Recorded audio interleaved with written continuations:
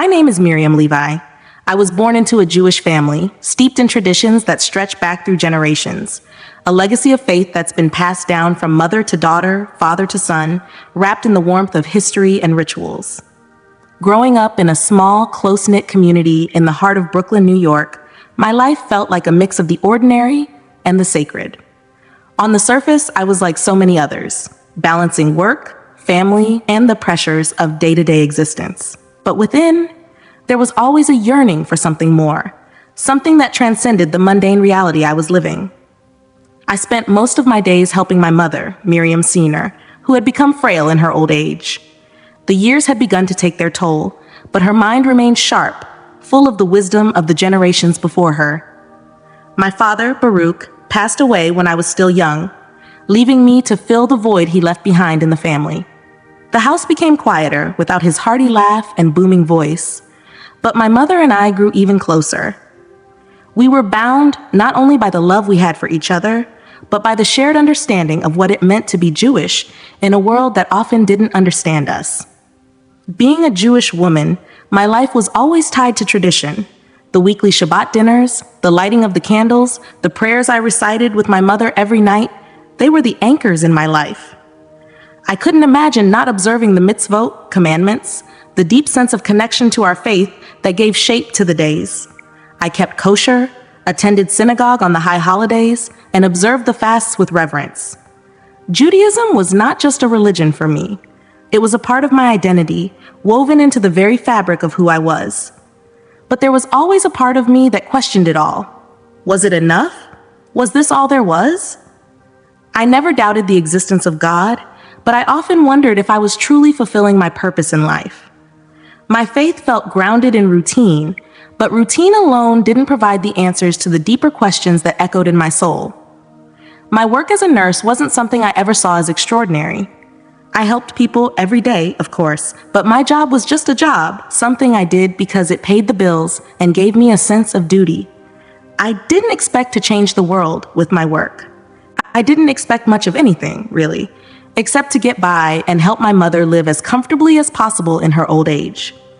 I found comfort in the small things, preparing a meal for us both, running errands, taking care of her when she couldn't manage the smallest tasks herself. She was my anchor, and I was hers. It wasn't glamorous, but it was meaningful in its own way.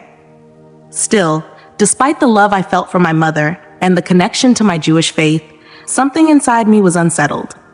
I longed for a deeper connection to God, to the universe, to life itself. Was I simply here to live and then die, bound by the rhythms of work and family, with little more to show for it than a few kind gestures and the comfort of my mother's smile?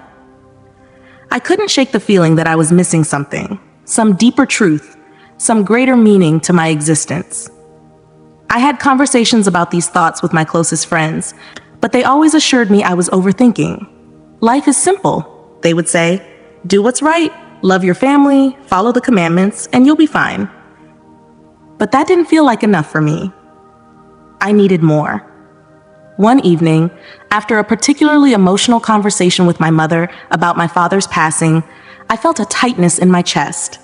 She had been talking about him again, recounting memories of their life together, and I could hear the pain in her voice. It was as if the years of grief were coming to the surface all at once. I tried to comfort her, but I could feel my own heart aching in the process. I hadn't realized how much the conversation had weighed on me until I began to feel unwell. A cold sweat broke out on my skin, and my vision blurred. I think I need to lie down, I murmured to my mother, who immediately became concerned. I'll make you some tea, Miriam. You look pale. Her voice was tinged with worry, but I waved her off, hoping it was just a passing spell. I took a seat on the couch, feeling the dizziness wash over me in waves. I took some aspirin, hoping it would relieve the growing pressure in my head, but it didn't help. I leaned back, closing my eyes, trying to steady myself, but the tightness in my chest only intensified. I felt like I couldn't breathe. Mom, I don't feel right. My voice barely rose above a whisper. I felt the ground beneath me shift, as if the very foundation of my being was crumbling. My heart raced, my breath shallow. There was a sudden wave of nausea, and the room spun around me. I tried to focus, but everything blurred, and then, as if someone had flipped a switch, everything went black. It wasn't like sleep. It wasn't like passing out. It felt like a deep, dark void, an emptiness that held no time or space, no thoughts or feelings. I wasn't afraid.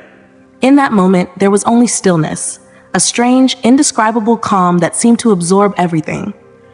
Even the weight of my life, the questions, the doubts, the fears, faded into nothingness. I knew something had happened.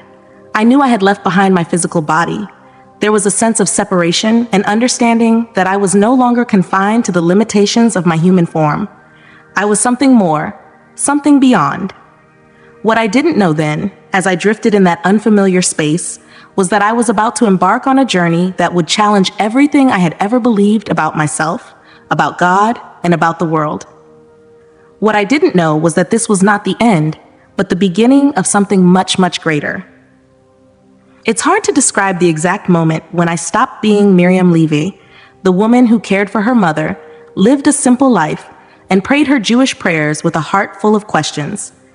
The line between this world and whatever awaited me was so fine, so fleeting, that I didn't even realize I had crossed it until I was already floating above myself, watching the scene below with a strange, detached clarity. I felt no fear. At first, it was just a strange, peaceful disconnection, like a shadow lifting from my mind. My thoughts, which had often been so clouded by doubt and the day-to-day grind of life, suddenly became clear. I could sense with a profound certainty that I was no longer in the world I had known. The weight of my body, its aches and pains, its fragility was gone, replaced by a fluid sense of weightlessness.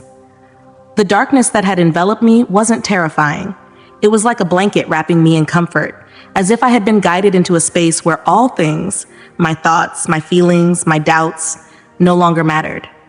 In a way, it felt like I was coming home. I didn't have to worry about my responsibilities, about the people I cared for, about the questions I'd spent my whole life asking. It was all fading into a distant memory.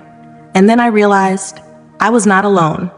I could feel the pull, an unseen force, gentle but firm, guiding me upward, away from the body I had known as mine. My heart had stopped. I knew that. I could feel it, this absence of the rhythmic thud that had defined my existence in a way. I wasn't bound by the same earthly rules anymore. I was floating, hovering just above my physical form, watching as the medical team around me worked furiously to revive me. Their movements were a blur, frantic, desperate, but there was no urgency within me. I didn't want to go back. I glanced down at my body, lying still on the cold metal table. The nurses and doctors, with their white coats and hurried gestures, were doing what they could to resuscitate me. But I was no longer there. I could see it, but I couldn't feel it.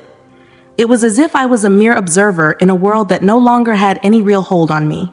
There was no pain, no fear, only a profound sense of stillness and peace.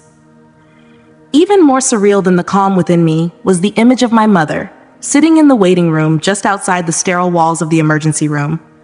I knew she was there, her heart in pieces, torn apart by the thought of losing me. I had always been her rock, her only child, the one who helped her navigate the complexities of her life. And now, I was gone. At least, that was what she must have thought. She sat there, alone in the fluorescent-lit waiting area, her hands clutching her prayer book tightly, whispering the words of Tehillim, Psalms. I could almost hear her voice, breaking with emotion as she repeated the familiar verses, praying with a desperation I had never seen before. Her faith was unwavering, though, just as it had always been. Every Shabbat, she would light the candles, reciting the blessing over them with a softness that always brought me peace. I'd never realized how much those moments meant to her until I saw her now, in this strange liminal space between life and death, her faith more powerful than I had ever truly understood. I don't know how long I hovered there, weightless and detached, but time in this place didn't feel like it existed. It wasn't something I had to measure, like the ticking of a clock or the passing of minutes. I was simply there, beyond the limits of earthly existence. As I floated further, I began to sense something even deeper, something that transcended the physical space around me. There was a presence, a warmth that enveloped me in a way that felt both familiar and entirely new. It wasn't a voice that I could hear with my ears, but something much more profound, a knowing. It was as if a truth was being revealed to me that I had always sensed, but never fully understood. I was starting to grasp that what I was experiencing wasn't an end, but a transition. This wasn't just an accident, some random event that had stolen me away from the life I had known. This was part of something greater, something far beyond my small life, my small world. It wasn't about the struggles I had faced, the losses I had endured, or even the questions I had spent years wrestling with. It was about a journey to something eternal, something divine, something that could not be explained by the words I had known in my Jewish upbringing. I had always believed in God, in the wisdom of our Torah, in the deep meaning found in the rituals that had shaped me. I had recited the Shema countless times, the central prayer of the Jewish faith, declaring that, "Hear, O Israel, the Lord is our God, the Lord is one." I believed in the oneness of God, in his presence in all things. But now, as I drifted further away from my earthly form, I was beginning to understand that this oneness, this divinity, was not confined to the limits of any one religion, any one identity. It was something more vast, more encompassing, and yet it was within me, within us all. I don't know how to explain this, but I could feel the presence of God in a way I had never felt before. It was not a distant, remote deity that required sacrifices or rituals to appease. It was something closer, something more intimate. It was in the stillness of the air, in the warmth that I felt surrounding me, in the pull of love and compassion that seemed to transcend everything. In that moment, I understood that I wasn't just leaving behind my physical body. I was also letting go of the limitations I had placed on my own understanding of God. I had thought that God could only be understood through the teachings of Judaism. I had believed that only in our faith, in our prayers, could I truly connect to the divine.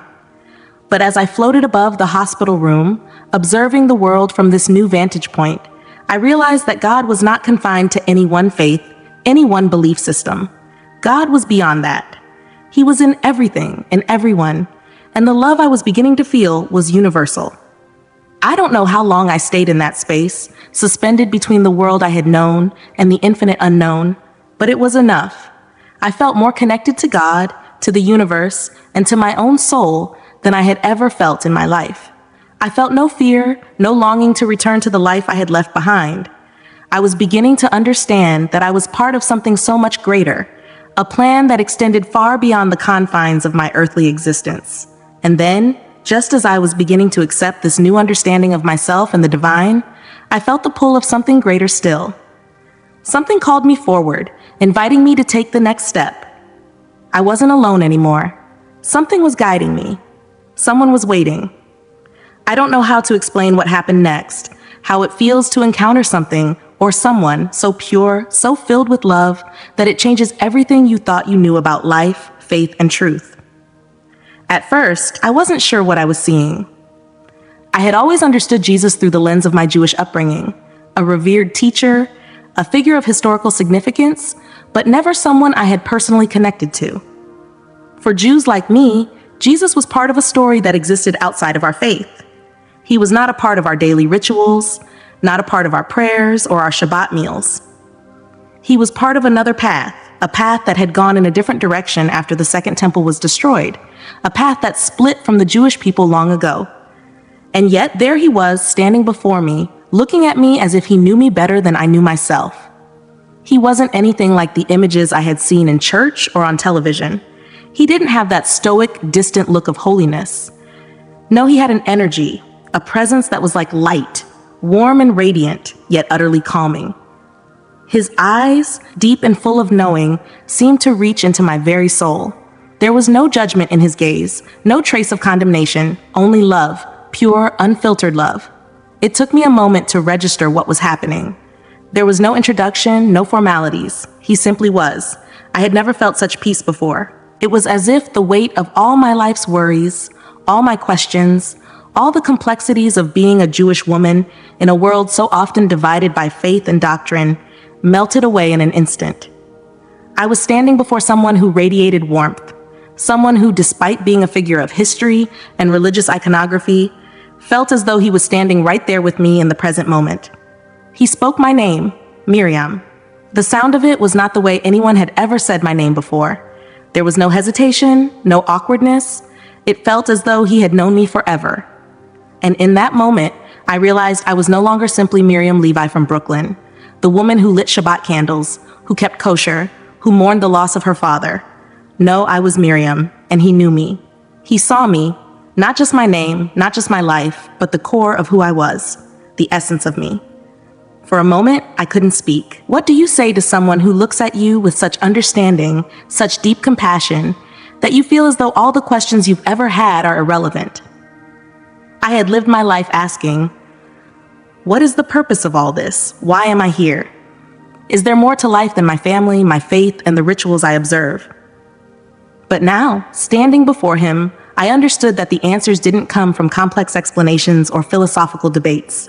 They came from love. I've been waiting for you, Miriam, he said softly, almost as if it were a secret he had been keeping. And now, finally, he was sharing it with me. His voice was warm, like the embrace of a long-lost friend, and his words echoed in my heart, not just in my ears. There was no tension, no urgency in his tone, only peace. I've been with you all along, even when you didn't see me. I couldn't help but wonder what this meant. A Jewish woman like me, standing before Jesus? How could this be? My entire life had been built around the idea that our faith was separate from the faith of others, that we were the chosen people, a distinct community with our own path to God. And yet, as he spoke to me, all that seemed to fall away. It was as if the walls I had built up between us, between Jewish and Christian, between myself and the rest of the world, were melting away. He was no longer just a figure from someone else's history. He was here, with me, now. I felt no fear, no surprise in the traditional sense. Instead, it was as if I was being held in his love, enveloped in a peace that surpassed anything I had ever known. This wasn't the kind of love I had read about in the Torah, nor was it the love I had experienced with my family, even the love I felt for my mother. This love was all-encompassing. It was infinite. It was without condition, without boundary. There were no us and them in the space we occupied together. There was only love, and it was flowing from him to me, and I was being pulled into it like a child to her mother's arms. Miriam, he said again, his voice tender, do not be afraid. I am here to offer you peace, to show you that love transcends all borders. Your faith has brought you here. You have sought meaning all your life. You have questioned as many do. But now I invite you to rest in my love. You do not have to carry your burdens alone anymore. It was then that I understood what he meant. All my life, I had questioned my faith, asking myself if the rituals, the prayers, the laws were enough. I had struggled with the feeling that something was missing, that my connection to God, though deep, wasn't whole. I had been seeking something more, something beyond the boundaries of the life I had known, something that could fill the void inside me. And now, as I stood before him, I realized that this wasn't about belief in a particular religion. This wasn't about what name I called God, or which rituals I followed, or whether I said the Shema or the Nicene Creed. It was about love. It was about compassion. It was about unity. He smiled, and the warmth that radiated from his face was unlike anything I had ever experienced. Do you understand now, Miriam? His voice was gentle, filled with infinite patience. Love is not confined by religion. It is the heart of all creation, and through love, all things are healed.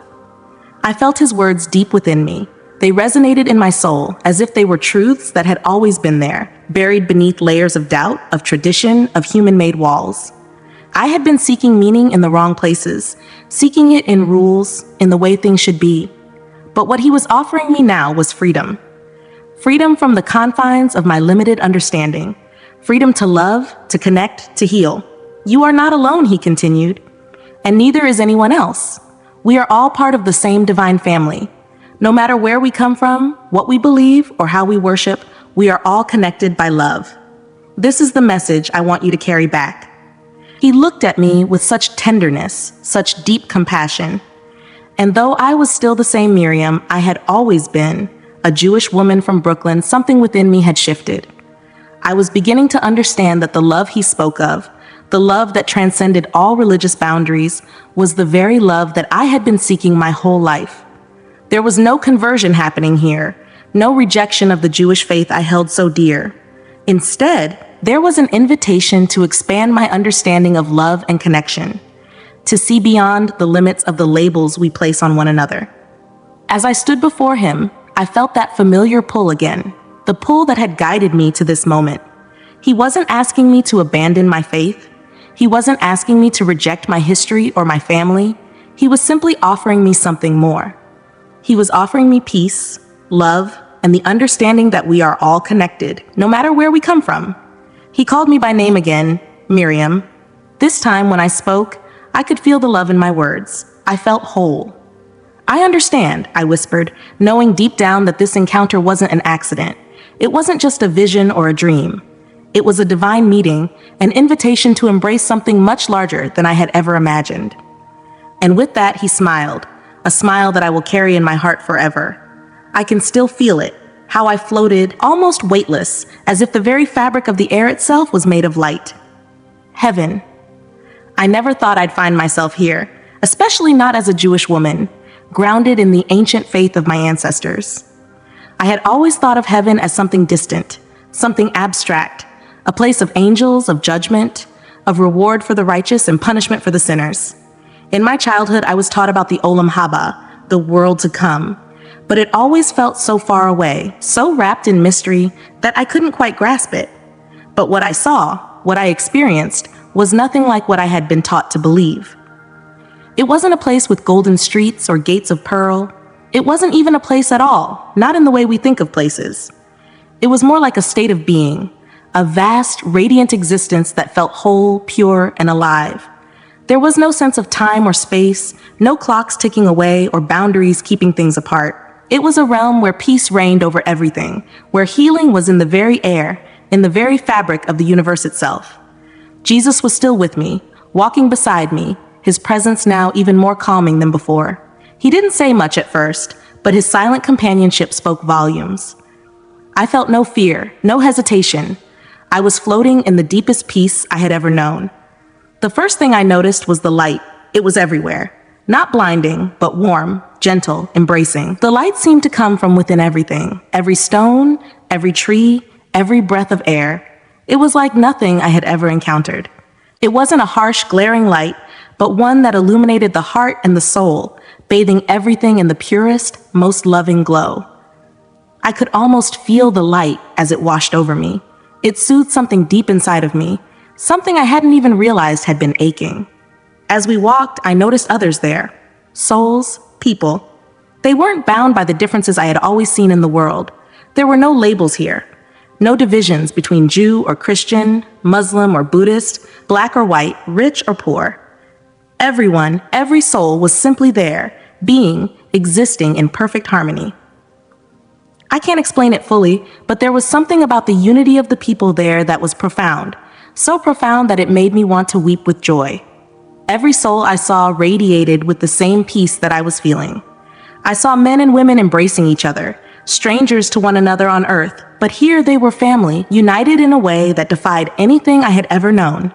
There were no barriers, no divisions, and there was a sense of perfect health. No pain, no illness, no suffering. It was as if heaven wasn't just a place of rest, but a place of wholeness, where every soul was healed, every part of them made complete. At that moment, I understood something I had never fully grasped before. This wasn't just heaven as I had imagined it in my mind. It wasn't a final destination for the righteous, where they would be rewarded for their good deeds. No, this was a vision of what humanity could be. It was the world as it was meant to be, in perfect unity, where every soul was in harmony with every other, where love wasn't just a concept, but the very heartbeat of existence. I looked over at Jesus. He was still there, walking beside me. I felt as if he had somehow led me here, guided me through this vision to show me the truth of what could be. His eyes, those eyes filled with infinite compassion, met mine. There was no judgment, only understanding. "Do you see, Miriam?" he asked softly, his voice the gentlest sound in this world of light. "This is what I wanted to show you. This is what the world can be when love is allowed to reign. This is the state of being I offer to all, to every soul that is willing to receive it." I felt tears start to well up in my eyes. This vision, it wasn't just about peace for me. It was about peace for everyone. It was about the whole world. And here in this place, I saw how love could truly transform everything. The walls we had built between each other, walls of religion, of politics, of race, were nothing more than illusions. The love I felt in this space transcended all of those differences. I had grown up with the idea that peace and unity were something to be hoped for in the afterlife, something distant, something we could only dream of achieving in some far-off future, maybe even the Messianic age. We spoke of the coming of Mashiach, of the day when God's peace would reign over the world and the nations would no longer fight. But here, this was not a distant dream. It was a reality. It was now. It was here. The people I saw, the souls I encountered, were not waiting for something to happen in the future. They were living in a peace that was already present, already alive. They weren't striving for perfection. They had found it. And it wasn't about following specific laws or rituals. It wasn't about whether you were born Jewish or Gentile. It wasn't about how many prayers you had said or how much charity you had given. It was about love. And it was enough. I realized in that moment that this wasn't just about me. I wasn't the center of this vision. This vision was a message for the whole world. It wasn't about a singular soul. It was about every soul. We all have the potential to live in this unity. We all have the capacity to open our hearts to each other, to heal the divisions that separate us. For the first time in my life, I understood something that my rabbi had said once in a sermon, though it had never made sense to me until now. He had spoken about tikkun olam, the healing of the world, and how every action, every small step toward love, toward peace, was a step toward mending the brokenness of the world. I had always thought of it as a distant, grand mission. But now I saw it for what it truly was. A vision of the present, something we could begin to build right now, in this very moment. As I looked around at the souls, I could see that each one was connected to the other, not physically, but spiritually. There was an invisible thread linking them all, a thread of love that bound every single soul together. This was the true essence of heaven, not a place of separation, but a place of perfect unity. And it was here, in this vision of wholeness and healing, that I realized something even deeper. This unity wasn't just about us humans. It was about all creation. The animals, the trees, the earth, the stars, they were all part of this harmony. They were all part of the divine plan, and in this vision, they too were in perfect balance. The birds sang, the rivers flowed, the trees reached up toward the light in perfect rhythm, and everything was in its right place. There was no need for healing here. No war, no disease, no pain. This was what God had intended from the very beginning. This was the shalom we spoke about in the Shema, the peace that transcends understanding, the peace that only comes when all things are in an alignment with divine love. And for the first time, I understood this was the message of the Mashiach. Not some political ruler who would defeat our enemies, not some messianic figure who would bring riches or fame, but a reality where love and peace reign, where the whole world is healed, where all souls live in unity and harmony. I stood there for what felt like an eternity, taking in the peace, the unity, the love. I felt whole in a way that I had never felt before. And as I looked up at Jesus, standing beside me in the light, I realized that the message he had come to give, to the world and to me, was not just one of salvation. It was one of healing. Healing for the individual and healing for the world.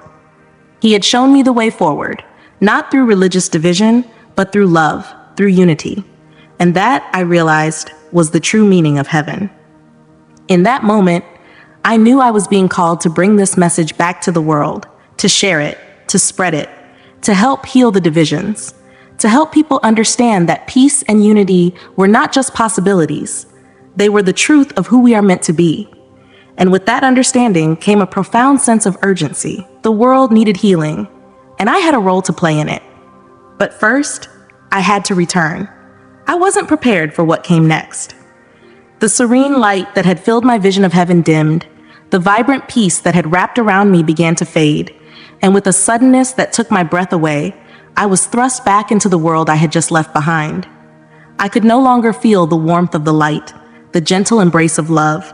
The air around me felt heavy, thick with sorrow, as if the very atmosphere had become weighed down by suffering. I saw Earth, my Earth, the world I had known, the world I had left behind. And in that moment, it was as though the veil between heaven and earth had thinned. allowing me to see it as it truly was, stripped of all illusions. There were no peaceful landscapes here. There was no harmony. Instead, I saw cities once bustling with life, now torn apart by violence. Skyscrapers lay in ruins, their windows shattered, their once pristine facades crumbled. I saw streets filled with despair, the faces of the people haggard, worn down by anger and fear. The laughter that should have filled the air was replaced by the sounds of shouting, of conflict, of people warring with each other over petty, meaningless differences. I saw families, the very core of society, divided, broken by hatred, by unforgiveness. A father shouting at his son, a mother crying in the corner of a room as her children fought bitterly over things that didn't matter. I saw a young girl clutching her hands to her ears as her parents screamed at each other, their voices sharp and cruel. There was so much pain, so much sorrow. And then I saw communities, once vibrant, once full of life, now torn apart by greed and selfishness.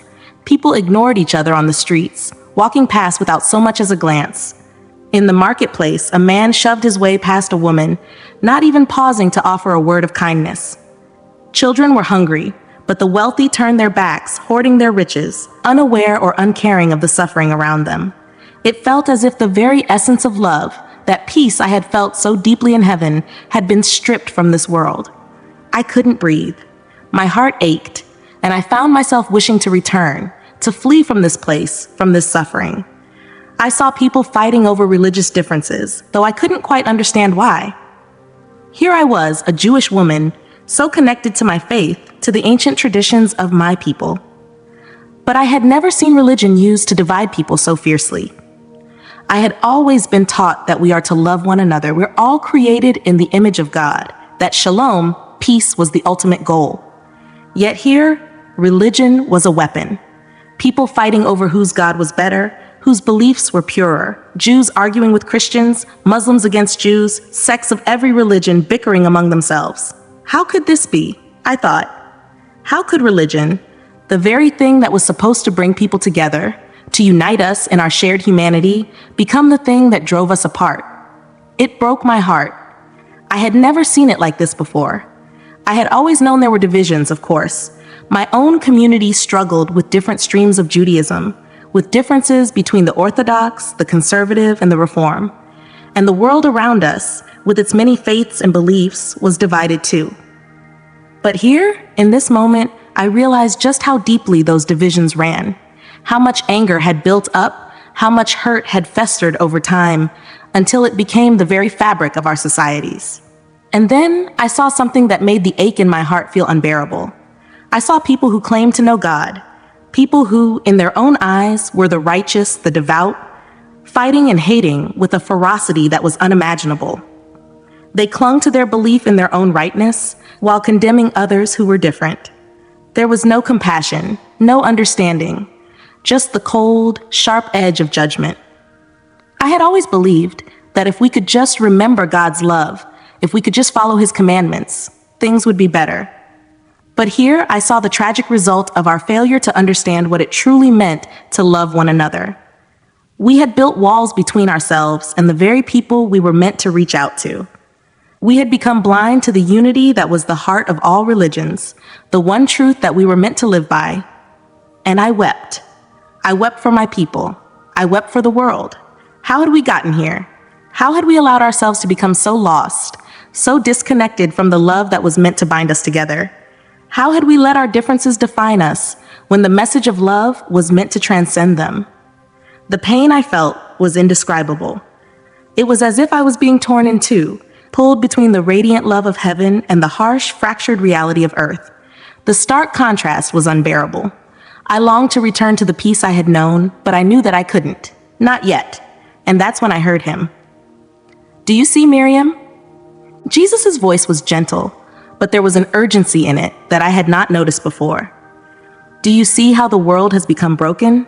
It is full of suffering, of pain, of hatred, and yet it doesn't have to be this way. It doesn't have to remain this way." His words cut through the sorrow like a beacon of light, and though the pain in my heart was overwhelming, there was something in His voice, something in the certainty of His message, that gave me hope. "The world is broken," He continued, his voice trembling with a sense of urgency. The time for healing is now, Miriam.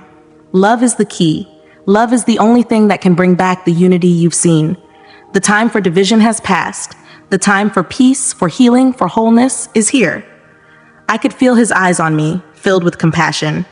I felt as if he was seeing into my very soul, understanding the depth of my grief, the confusion I was feeling. It's not about religion, it's not about rituals or laws. It's about love, universal love.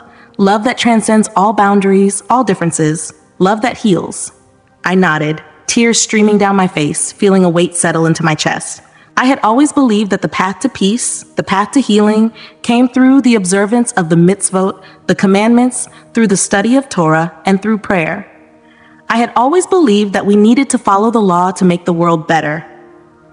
But now in this vision, I understood something deeper. It wasn't about following rules. It was about living love, actively loving, not just in words, but in actions. I could feel it now. Jesus wasn't asking me to abandon my faith. He was showing me that love was at the heart of every faith. Love was the essence of God's will for us all. And that love, when given freely and without condition, would heal the brokenness of the world. The world has strayed far from the unity and peace that heaven represents, he said, his voice heavy with sorrow. But the world doesn't have to remain this way. It can heal. But it will take people like you, people who know the truth of love, people who understand that all people are connected, that the love of God is not limited to one group, but is for all. His words shook me to my core. I had never considered that before. I had always believed that our connection to God was deeply tied to our identity as Jews, that our traditions, our laws, our rituals were the key to understanding God. But now I saw something more. I saw that the essence of God was universal. It was not confined to any one people, any one tradition. It was something bigger, something more expansive. This realization didn't weaken my faith. It strengthened it. I felt the truth of it in my soul. Love transcended everything. It transcended religion, it transcended race, it transcended nationality, it transcended everything. Jesus turned to me, his gaze filled with compassion. The world must remember love, Miriam. It is the key to healing, to unity, to peace. But they need to be reminded. And that is why you must return. You have a role to play in this healing. You must help them remember. And in that moment, I knew I had to return. The world was hurting, and I was being sent back to help heal it. The message was clear. Love was the key, and the time for healing was now. With a final gentle touch, Jesus placed his hand on my shoulder. And then I was pulled away, back toward the world I had left behind. I had to go back. I had a mission now, to bring love, to heal the divisions, to unite the broken. And it would start with me. The weight of what I had just witnessed, the beauty of heaven, the suffering of earth, was still pressing on my heart, heavy and unyielding. But just as I thought I had understood the fullness of it all, there was another shift, something more intense, more urgent. A force of divine power surged around me, and Jesus spoke again. His voice was different this time, not the gentle, compassionate tone he had used before, but one that radiated with urgency, a profound sense of the gravity of the moment. He looked at me, his gaze piercing, yet filled with unshakable love. "Miriam," he said, and even the sound of my name uttered by him felt like a deep call to my soul. The world is at a crossroads. It is teetering on the edge of destruction, and if something does not change soon, the suffering will intensify. I could feel the urgency in his words. There was no mistaking it. He wasn't simply speaking of a distant future. He was speaking of now. The world, the very fabric of humanity, was on the verge of a great calamity. I felt it deep within me. The pain, the division, the hate, it was all escalating. It was like a storm brewing on the horizon, ready to strike. The world must heal, Jesus continued, his voice growing firmer. The divisions between people, between nations, between races, between faiths, they must be healed. People must choose love over hate, compassion over division. You must remind them that love is the only way forward. Time is running out, Miriam. You have a role to play in this healing. His words shook me to the core. How could I, just one woman, possibly carry the weight of something so monumental? I had always been taught that the answer to all things lay within our faith, within our community. But this was different. This was a call not just to one group, not just to Jews, but to all of humanity. It was a call to everyone, to those who had lost their way, to those who had forgotten that the key to unity was love.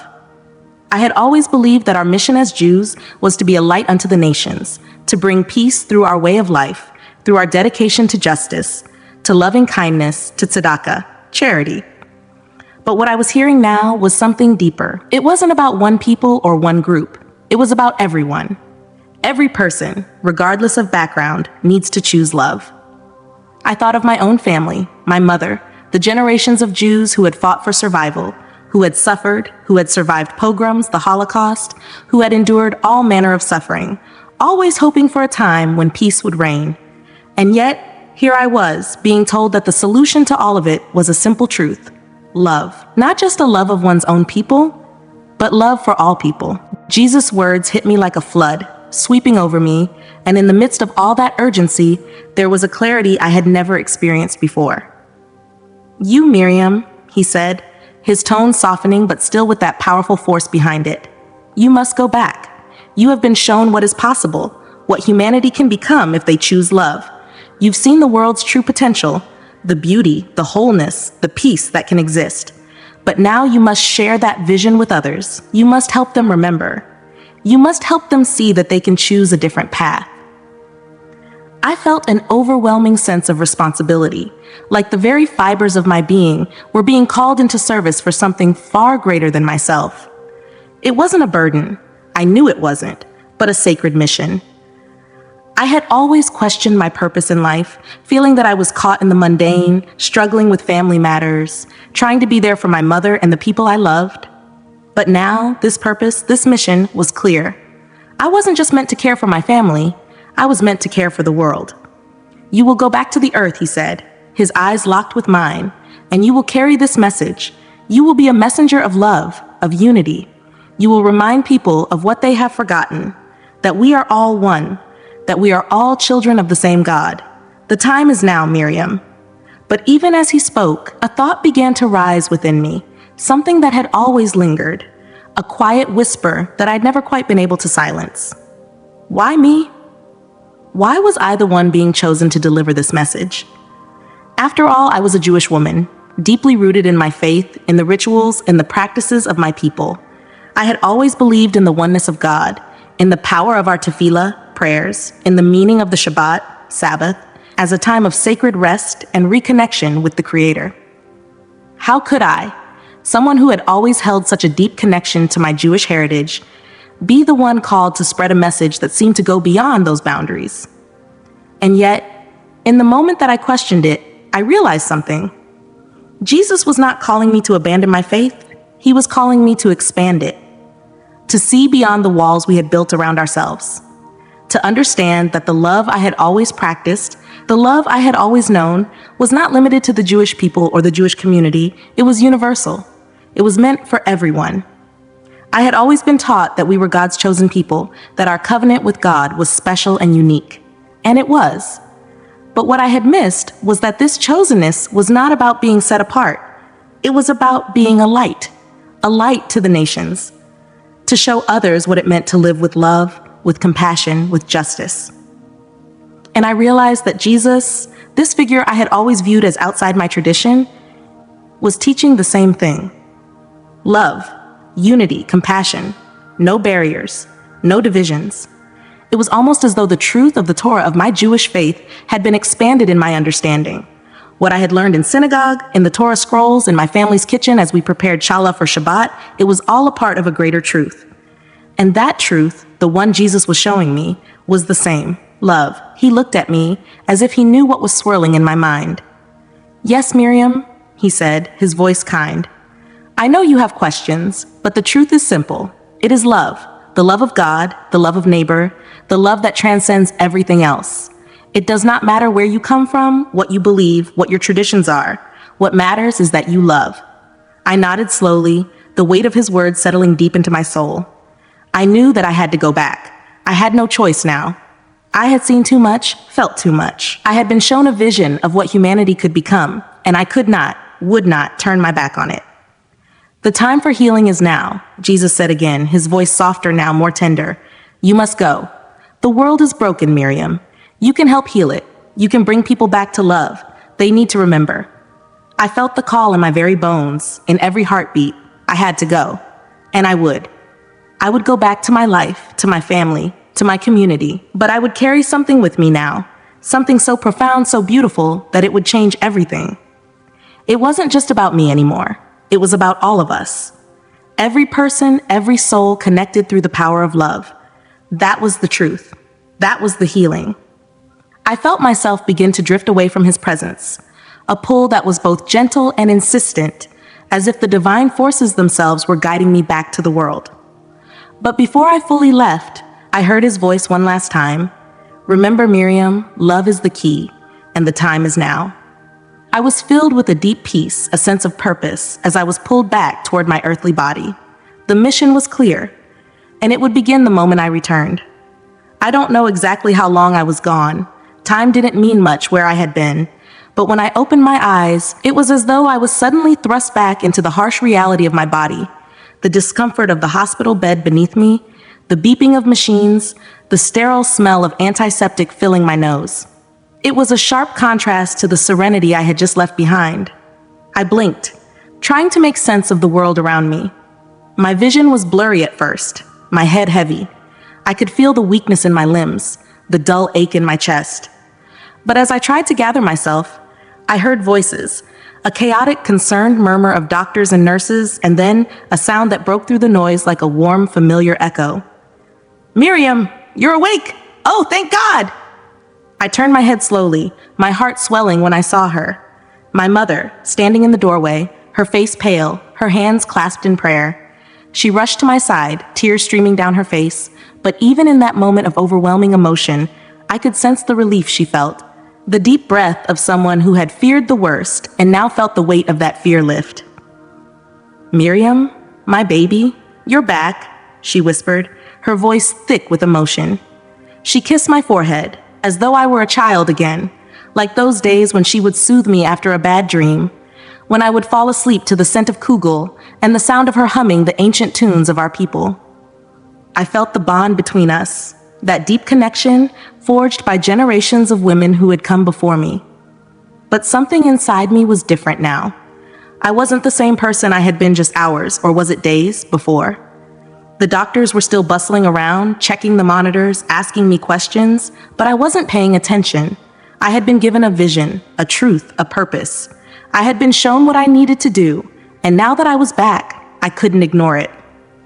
I felt like I had just returned from somewhere sacred, somewhere beyond my wildest understanding, and the mission that had been placed on my heart was crystal clear: love, unity, healing.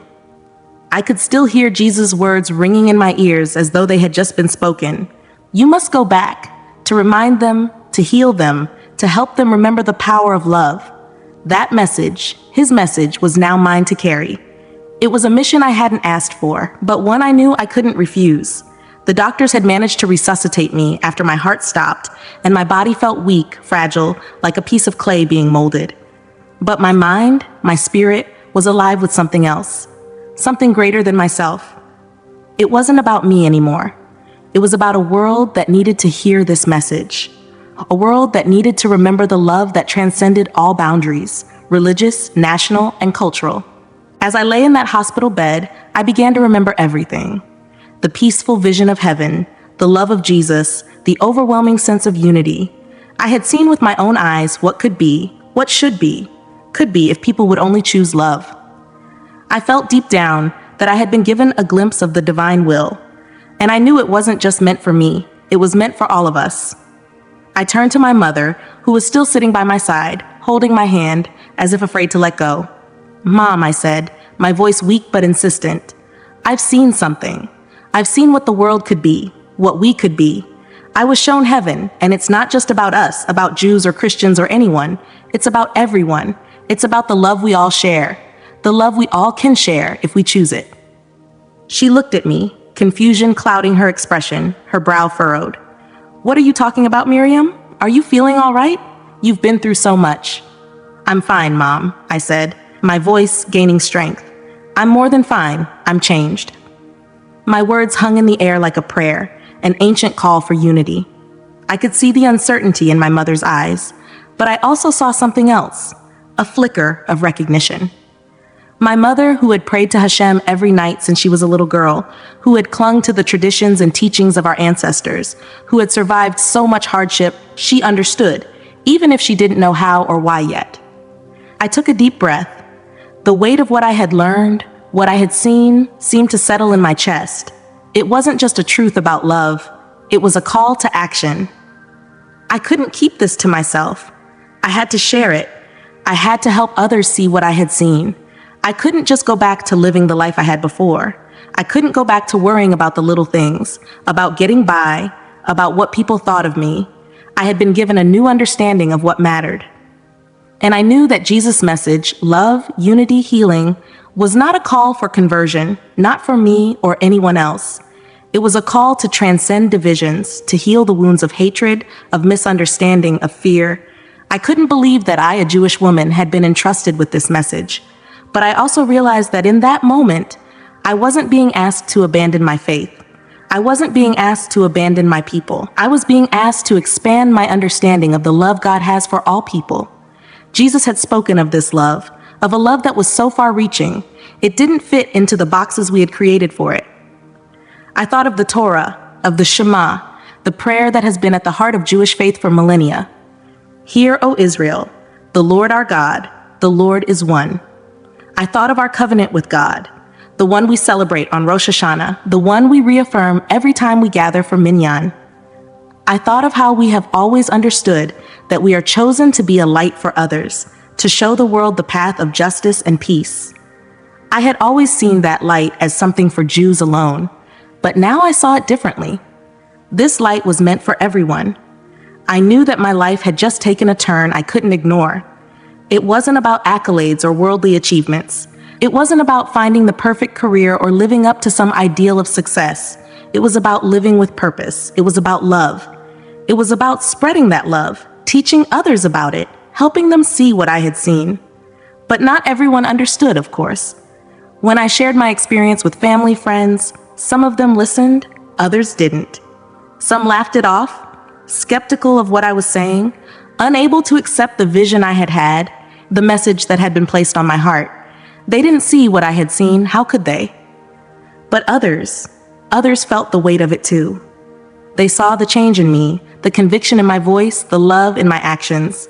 I knew I had a mission now, to heal, to love, to remind people of what was truly important. The world, my world, was at a crossroads, and I had been given a glimpse of the way forward. I began small. I spoke to my family, to friends, to those who would listen. I started doing what I had always done, but with a deeper sense of purpose. Helping others, caring for those around me, doing acts of kindness. These were no longer just mundane tasks. They were part of my mission, part of the message I had to share. The world may not understand yet, but I know what I saw. I know what I was called to do. I don't know what the future holds, but I know this. I can't turn back. I have been given a gift, and now it is my responsibility to share it. It's no longer about surviving or getting by. It's about spreading love, healing division, and uniting people under the banner of love. And I will, because I've seen the truth, and it is love.